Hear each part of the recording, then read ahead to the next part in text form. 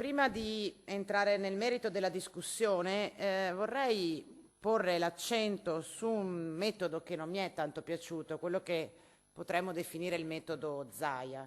Io non ritengo adeguato al contesto in cui siamo, un'aula consigliare, né alla fase che stiamo vivendo, la sessione di discussione di bilancio, e mi pare davvero inadeguato che il Presidente, che non viene mai in quest'Aula, viene una volta all'anno, arriva, parla per un'ora e mezza e di fatto se ne va. Ma non è adeguato per il Presidente stesso, è poco rispettoso della funzione che svolge dentro questo Consiglio regionale e onestamente anche poco rispettoso del lavoro che i consiglieri o che la Giunta fanno e dovranno fare da qua ai prossimi giorni. Quindi che rimanga agli atti che tra non venire mai e venire una volta all'anno e fare il comizio di un'ora e mezza e andarsene via, a questo punto forse è meglio se non viene neanche quella volta all'anno, perché così mi sembra addirittura offensivo rispetto al lavoro che noi stiamo facendo qua. E questo lo dico a maggior ragione oggi. Ho ascoltato quasi tutto il dibattito perché ho apprezzato molto gli interventi dei consiglieri. Qualcuno di più, qualcuno di meno, non c'è panna. Però devo dire che ciascuno ha provato a mettere un contributo nella discussione che oggi ci consente non di parlare, parlo come consigliera di minoranza, allo specchio, con me stessa, ma di affrontare una discussione che può anche consentirci, non dico di approvare un emendamento in più o in meno, ma di essere capaci insieme di imparare a dialogare. Perché al netto delle strumentalizzazioni politiche e delle propagande che ciascuno di noi fa, noi saremmo chiamati dal punto di vista istituzionale a confrontarci tra di noi. E ora, siccome la discussione generale che stiamo affrontando riguarda la legge di stabilità, tornerò poi in occasione della discussione sul collegato e sul bilancio su alcune questioni specifiche di cui ho sentito parlare molto interessanti, di cui ho sentito parlare oggi molto spesso i consiglieri. Consentitemi però di fare soltanto 3 brevissimi riferimenti perché sono 3 questioni che ha sollevato il Presidente Zaia, che sono state riprese in altro intervento e su cui secondo me vale la pena fare qualche piccola precisazione. La prima questione sono le case di riposo, di residenzialità e semiresidenzialità per anziani e disabili. Ora, benissimo, l'ho detto anche in correlazione, la manovra fiscale in legge di stabilità. Benissimo anche quel minuscolo contributo, si parla di 50 milioni a livello nazionale, che forse, se viene approvato l'emendamento che abbiamo presentato, riguarderà anche le case di riposo della nostra regione. Ma noi davvero pensiamo che bastino questi 2 interventi per mettere in sicurezza l'aumento delle rette nelle dimensioni di cui ci hanno parlato gli istituti di residenza? Perché guardate che se pensiamo che basti questa roba qua, viviamo sulle nuvole. E non è un problema se siamo bravi o non bravi ad amministrare, perché se le bollette aumentano uguali in Veneto, in Emilia e in Calabria. Il problema è che dobbiamo aver chiaro che questi interventi non saranno sufficienti. Seconda questione, scuole paritarie. Ora, chiariamoci. Il Veneto è l'unica regione in Italia che ha un sistema di servizio educativo all'infanzia fondato principalmente, in maniera largamente maggioritaria, non su istituti pubblici, ma su istituti privati. Non succede dalle altre parti. Questo perché? È una questione di cultura, di tradizione. Noi siamo la terra delle parrocchie, dei campanili e sicuramente la spinta cooperativa e volontaristica che in questa regione ha creato non solo le società ma anche le infrastrutture sociali, ci ha consentito di sviluppare, tramite la sussidiarietà orizzontale, servizi diversi dalle altre regioni. Questa cosa è ovvio che è tipica del Veneto e non esiste da nessun'altra parte, forse un pochino in Piemonte. Quando il Presidente dice le scuole paritarie del Veneto non costano niente allo Stato, dice la verità. Il problema è che costano tanto ai cittadini. Perché se io iscrivo mio figlio alla scuola materna pubblica, spendo 30 euro al mese. Se io iscrivo mio figlio alla scuola materna paritaria, come ho fatto io con i miei, Malgrado il contributo del comune, malgrado il contributo della regione, io se mi va bene spendo 160 euro al mese. Tant'è che in Veneto succede che le persone con meno disponibilità vanno alla scuola materna pubblica e le persone un po' più fortunate possono mandare i loro figli alla scuola materna paritaria. È un sistema che funziona? Sì. È un sistema gratis? No. Perché di gratis in questo mondo non c'è niente. Lo Stato risparmia, pagano di più i cittadini. Anche a chi dice bene lo stanziamento sulle scuole paritarie, lo dico per portare qualche elemento di verità, con la variazione di bilancio che andremo ad approvare, l'emendamento che andremo a approvare, noi portiamo lo stanziamento esattamente ai livelli dell'anno scorso, perché siamo arrivati con un bilancio che aveva 31 milioni, quindi 2 milioni in meno rispetto allo stanziamento iniziale del 2022, vado a memoria ma vi assicuro che sui numeri, e arriviamo esattamente allo stesso livello dell'anno scorso, quindi non applaudiamo perché abbiamo fatto uno sforzo pazzesco sulle scuole paritarie. Siamo arrivati in extremis a stanziare la stessa cifra con un piccolo dettaglio, le bollette e i costi energetici delle scuole paritarie. Quindi anche lì, ragazzi miei, non peggioriamo, ma prepariamoci perché da qua, guardo la storia Calzavara, a 3 mesi le associazioni delle scuole paritarie ci diranno e non ce la facciamo più e dobbiamo aumentare le rette. Terzo tema, le borse di studio. So che se ne è parlato tanto, ma siccome è una questione di cui abbiamo discusso lungamente anche in Commissione, è giusto inquadrarla. E la Regione del Veneto, per la prima volta dopo tanti anni, ha cominciato a non avere più abbastanza risorse per pagare le borse di studio agli studenti risultati idonei. In una fase in cui, l'abbiamo detto tante volte, le difficoltà economiche delle famiglie si stanno aggravando, io credo che questo, dal punto di vista della coesione sociale e delle pari opportunità, sia un arretramento. Allora mi potete parlare di Intel finché volete e io vi applaudirò finché avrò mani se Intel dovesse raccogliere la nostra proposta. Ma finché in Veneto ci saranno studenti che pur avendo per merito e per censo diritto a una borsa di studio e non potranno frequentare l'università venete perché la regione non mette abbastanza soldi, io continuerò a dirvi che secondo me stiamo sbagliando qualcosa su quella politica lì. E ho fatto questi esempi perché in realtà sono due, secondo me, le questioni principali attorno a cui dobbiamo provare a concentrare la nostra attenzione e sono state un po' al centro metodologiche, al centro del dibattito di oggi. Uno, sulla base di quali indicatori giudichiamo la qualità di un'amministrazione pubblica? Perché la stessa realtà raccontata attraverso alcuni indicatori sembra meravigliosa, forse eccessivamente meravigliosa, attraverso altri indicatori sembra eccessivamente scarsa, forse eccessivamente scarsa. Allora chiariamoci su quali sono gli indicatori che dobbiamo utilizzare.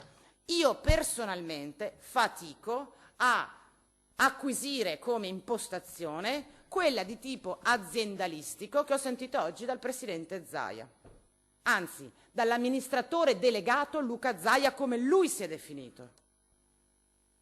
Ora, la Regione del Veneto, cioè un'istituzione pubblica, non è un'azienda privata, che non va valutata in base a quanto performa, non va valutata in base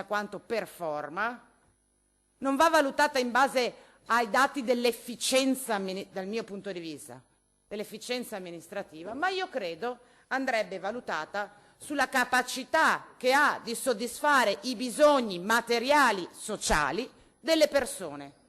Posso performare non troppo bene, ma se pago tutte le borse di studio, allora sto facendo bene l'amministratore pubblico. E questo lo dico perché è una questione di impostazione, è una questione di impostazione politica. L'idea che le istituzioni siano aziende private non se l'ha inventata Luca Zaia, c'era un altro nei primi anni 90 che era un grande imprenditore che ha introdotto nella politica quest'idea del fatto che noi, prima che assumerci la responsabilità delle decisioni che prendiamo, dobbiamo essere bravi manager, bravi manager.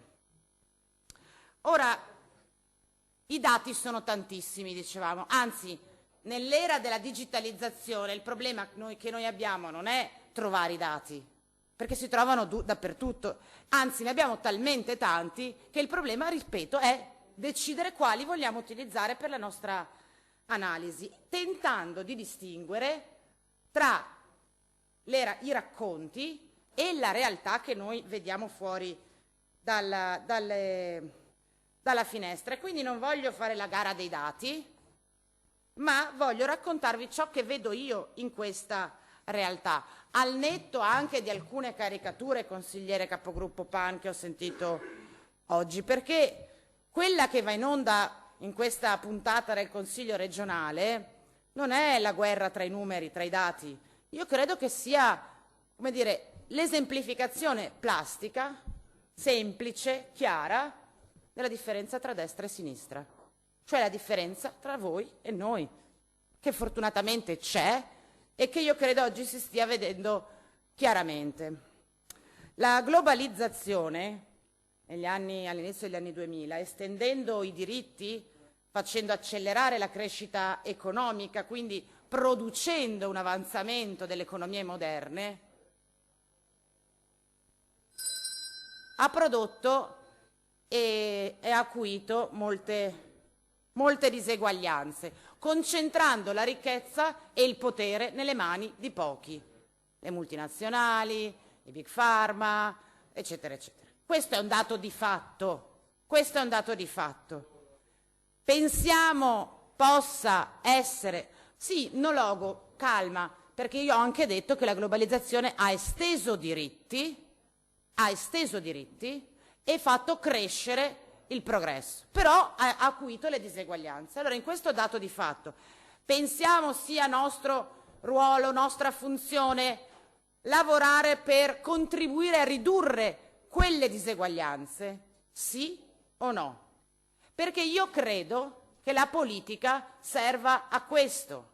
Se noi vogliamo invece limitarci a seguire, a accondiscendere a quel modello di sviluppo globalizzato, rinunciamo al nostro ruolo. E guardate che funziona uguale anche senza politica. Tutte le volte che la politica ha abdicato al ruolo di decidere, ha deciso qualcun altro. La finanza, le banche, le multinazionali. Le decisioni vengono assunte. La politica è in grado di riconquistare il proprio primato? E se sì, in che direzione esercitare questa funzione? Io pensavo, ma anche qua devo arrendermi rispetto alla ingenuità del dire ne usciremo migliori, pensavo che la pandemia almeno ci avesse insegnato che quello che pensavamo essere un diritto acquisito per tutti, uguali, cioè il diritto ad essere curati, fosse una cosa ormai acquisita appunto nelle economie moderne e occidentali. E invece la pandemia ci ha dimostrato che neanche il diritto ad essere curati è un diritto uguale per tutti, ma non in Burundi, in Italia.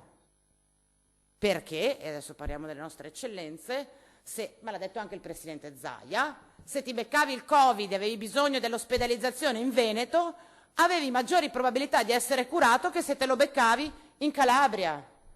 Se te lo beccavi a 20 anni avevi più possibilità di sopravvivere che se te lo beccavi a 60. Anche il diritto alle medesime cure non è più un dato acquisito, e il censo, il territorio, il genere, le generazioni ci hanno fatto capire che dipendeva. E io allora mi chiedo, se vogliamo provare a correggere queste storture, in un contesto dato, quindi con le risorse disponibili che non sono una variabile indipendente, come proviamo a cambiare, correggere le storture che vediamo, cioè le diseguaglianze? Come proviamo, se non attraverso il ruolo del pubblico, a investire?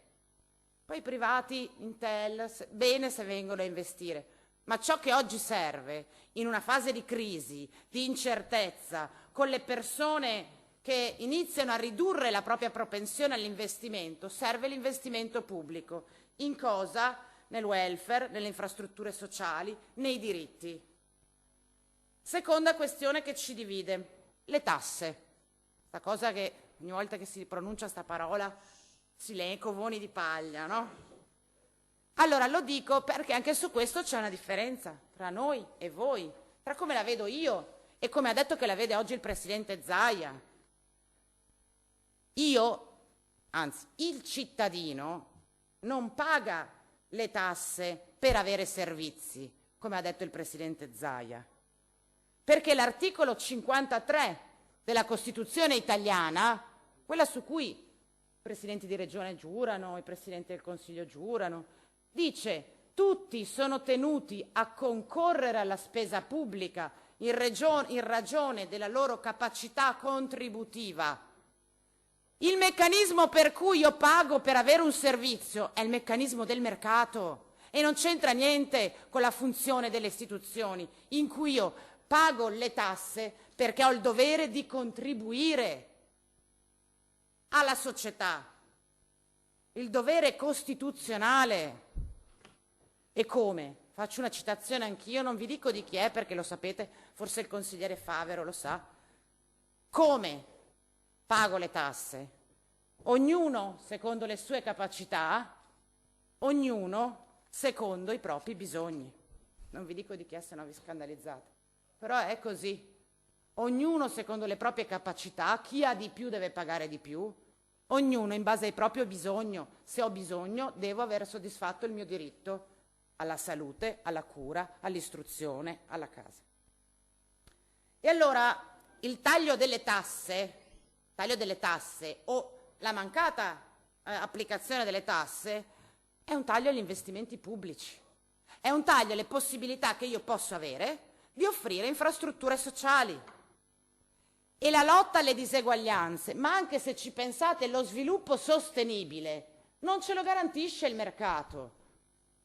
Perché la sostenibilità è un valore sociale collettivo verso cui non tende il mercato, non ha mai teso il mercato. Basta pensare al tema degli extra profitti delle aziende nel mercato energetico di questi mesi. Allora, se noi facciamo tutto che fa fare il mercato, non avremo mai politiche per la sostenibilità e quindi non produrremo mai, vado a chiudere, passaggi verso la lotta alle diseguaglianze. E questo lo dico perché Assessore Corazzari, proprio non ci interessa quello che dice, lo dice un po' più piano, forse è meglio. E allora, siccome veramente vado a chiudere, sto cercando di unire a delle considerazioni anche dei dati di fatto, consigliera Venturini, la limitatezza delle risorse non è un dato di fatto, è una scelta che questa maggioranza sta assumendo, perché se questa maggioranza volesse potremmo avere più risorse disponibili, scelta legittima, spiegata anche da molti, ma è una scelta, non è un dato di fatto. E quindi il tema dell'addizionale IRPEF, perché non voglio lasciare nulla di escluso dalla discussione, è una possibilità, non è un obbligo. Voi avete deciso di non percorrerla, mi pare, adesso vedremo, a meno che ci siano clamorosi colpi di scena nella fase emendativa. Sono donna di poca fede in generale, men che meno su questa cosa, ma è una possibilità, non è un obbligo. Voi avete scelto di non percorrerla. Bene, però allora non potete non dirci come affrontate la coda della pandemia, come affrontate la crisi energetica, come affrontate l'inflazione, come affrontate le necessità che hanno tutti i soggetti di cui abbiamo parlato oggi, come affrontate i costi delle IPAB, degli ospedali, degli asili nido, come affrontate il tema delle borse di studio. E il fatto che venga Intel, sempre per citare il fatto, non significa che allora arrivano i soldi per le borse di studio. Può essere che il mercato acquisisca un player importante, il mercato. Ma io per chi lavoro? Per il mercato o per soddisfare quei bisogni che la Costituzione ci chiede di soddisfare? E vado davvero a chiudere, essere ricco certo non è una colpa, anche se alcuni teorici hanno parlato della responsabilità della ricchezza, come dire, non è una colpa, ma devi essere pienamente consapevole delle opportunità che hai. E io sono d'accordo su questo, essere ricco non è una colpa. Vorrei che fosse chiaro che neanche essere povero è una colpa. E invece, consigliere Pan, lei ha fatto delle affermazioni che hanno trasformato l'idea della povertà in uno stigma, perché non è detto che tutti quelli che sono poveri sono seduti sul divano a non fare niente. Allora, se la ricchezza non è una povertà, se la ricchezza non è una colpa, io su questo vi seguo, dovete seguirci sul fatto che la povertà non è uno stigma, va affrontata, non va nascosta sotto il tappeto, non può essere negata, e se siamo seri bisognerebbe anche risolverla. Perché quando oggi il Presidente Zaia mi dice che in Veneto la povertà assoluta è del 10%, dovrebbe dirmi che 10 anni fa era del 4,4%. E che il Veneto è la regione in cui l'incidenza, la crescita della povertà negli ultimi 10 anni è stata maggiore, persino di più delle regioni del sud, dove è sicuramente più diffusa, ma proporzionalmente la crescita qui è stata maggiore. E sapete perché? Perché voi pensate che la povertà sia una colpa, che vada nascosta sotto il tappeto, e non la affrontate. E dal 4,4 del 2009 è arrivata al 10,2 del 2019, dato pre-pandemia. Pre-pandemia. E il Veneto, e vado a chiudere, tra tutte le regioni del nord è quello che presenta il dato sulla povertà assoluta più alto, perché in Piemonte, in Emilia-Romagna e in Lombardia il dato sulla povertà assoluta è sotto il 7%. Forse perché in questa regione le diseguaglianze sono più presenti che in altre. Infatti il PIL pro capite in Veneto è altissimo, come la povertà assoluta. Com'è sta cosa? E noi di chi ci vogliamo occupare? Perché di chi ha il PIL pro capite più alto abbiamo capito che ce ne occupiamo tantissimo. E la povertà assoluta, io vi dico, lo diceva il consigliere Montanariel, se siete responsabili del PIL più alto d'Italia, pro capite, dovete essere responsabili anche della povertà assoluta più alta del nord Italia. E io vi dico, accorciamo questa distanza. Costruiamo politiche che ci consentano di accorciare questa distanza. Non è l'addizionale IRPEF, è trovato un altro modo. Trovate un altro modo. Andate a debito, andate a prendere tutte quelle risorse che ci sono dentro la cassaforte che si chiama Veneto Sviluppo e dopo 3 mesi non sappiamo ancora quanti soldi ci sono. Fate i bilanci in maniera tale che non solo le uscite siano iscritte, ma anche le entrate. Perché quando oggi il Presidente ci dice la programmazione europea, in questo bilancio abbiamo solo le uscite della programmazione europea, 230 milioni in meno di entrate, di disponibilità. Quanti di ingresso? 0. Perché la scelta è quella di metterli solo quando arrivano in cassa. E quando arrivano in cassa, ma ne parleremo lungamente sul bilancio, come spenderli non lo decide il Consiglio, lo decide la Giunta, no? Lo decide la Giunta. Qua ci portate il bilancio più stringato apposta. Ed è esattamente, chiudo davvero, in linea con le politiche nazionali, per cui la povertà è uno stigma, per cui si lavora sul conflitto sociale, perché la flat tax altro non è che una contrapposizione volontaria tra il lavoro autonomo e il lavoro dipendente. È una modalità di politica fiscale che accresce le diseguaglianze. Io non dico che sia sbagliato, ma accresce le diseguaglianze. Il lavoro dipendente paga quello di imposte e non c'è verso, e non può neanche fare un po' di evasione. Se io abbasso di molto l'imposizione fiscale del lavoro autonomo, accresco le differenze, allargo i divari. Il condono fiscale che è previsto nella manovra, cos'altro non è? Non do un giudizio etico, anche se vorrei, ma cos'altro non è se non, come dire, un attacco al cuore del concetto di fedeltà fiscale e di quel principio del dovere alla contribuzione collettiva di cui vi ho parlato prima, ma anche il taglio stesso al cuneo fiscale, che pure è una manovra apprezzabile. Ma se c'è un tema di costo del lavoro, anziché, oppure oltre a tagliare le tasse, perché il cuneo fiscale è una riduzione delle tasse, perché non apro anche un ragionamento sul valore del lavoro, sulla contrattazione collettiva, sul costo e il valore del lavoro? Ecco, io credo che siano tutti argomenti che non si liquidano con abbiamo fatto una manovra di bilancio, sono questioni politiche molto rilevanti e che, ripeto, segnano la destra e la sinistra in maniera irreversibile, tant'è che la prima manovra del governo Meloni è stata indicata come una delle manovre più inique, tant'è che per la prima volta quest'anno, e non accadeva da anni in questa regione, le organizzazioni sindacali sono scese in piazza in maniera unitaria per far sentire la loro voce. Ecco, io penso, e davvero chiudo, che dentro questo